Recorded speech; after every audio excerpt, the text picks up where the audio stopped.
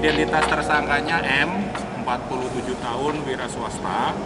Ini orang Idirail ya, Kabupaten Aceh Timur. Yang kedua inisialnya MN, umurnya 51 tahun, rekan-rekan semuanya. Ini desa Senebok, Pidi, Kecamatan Madat, Kabupaten Aceh Timur juga. Ya.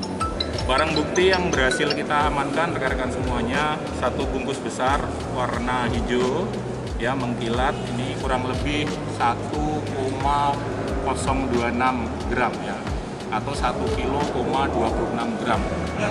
Jadi untuk kronologisnya rekan-rekan semuanya, ya, dua orang tersangka ini memesan barang dari saudara ML ya, ML yang masih DPO. ML dikasihkan kepada saudara MN ya.